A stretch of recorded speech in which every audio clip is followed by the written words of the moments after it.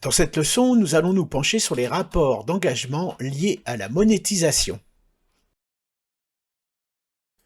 La section monétisation comprend des rapports pour suivre les achats de commerce électronique, les achats dans les applications mobiles et la gestion des annonces publicitaires. La majorité des sites web ne feront probablement que suivre les achats de commerce électronique. Donc, les achats dans les applications mobiles et les annonces de l'éditeur ne contiendront aucune donnée. Et si vous n'avez pas implémenté de suivi de commerce à l'aide d'un gestionnaire de balises Google comme le Google Tag Manager ou de la balise gtag.js, vous ne verrez aucune donnée dans les rapports de commerce électronique. Nous allons examiner les rapports avant de voir la mise en œuvre de cette option plus tard dans le cours. Ok, examinons donc la vue d'ensemble de la monétisation. Ce rapport fournit un résumé des revenus et des achats qui sont réalisés sur le site web.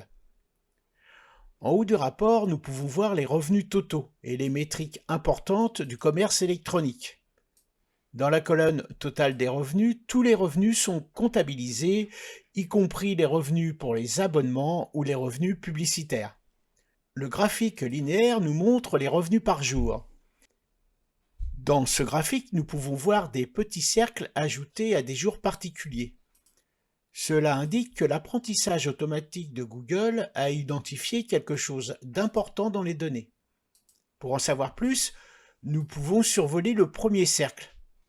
Nous découvrons alors que sur la base des données historiques recueillies par Google Analytics, l'IA prédit des revenus d'environ 18 000 $. Mais les revenus réels enregistrés étaient supérieurs à 26 000 $. Google Analytics signale donc automatiquement ce pic de revenus exceptionnel. Nous pourrions utiliser cette information automatisée pour ensuite effectuer notre propre analyse afin de connaître les raisons pour lesquelles il y a eu une telle augmentation des revenus. La carte suivante nous montre le nombre total d'achats pour la plage de date, donc le nombre total de transactions. Nous pouvons aussi voir le nombre de premiers achats en fonction des utilisateurs. Ensuite, nous pouvons connaître le revenu d'achat moyen par utilisateur et les articles que les gens achètent sur le site web. Nous pouvons ensuite voir des cartes supplémentaires pour les listes d'articles, les promotions d'articles et les coupons.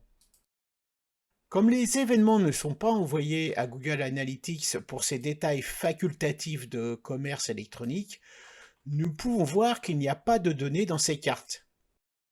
Et les deux dernières cartes incluent des détails pour les achats intégrés et les annonces de l'éditeur. Ces cartes sont également vierges. Le suivi de la monétisation est très utile pour évaluer la rentabilité d'un site de e-commerce ou d'une application mobile. Attention à penser à bien le paramétrer car cette option n'est pas activée par défaut.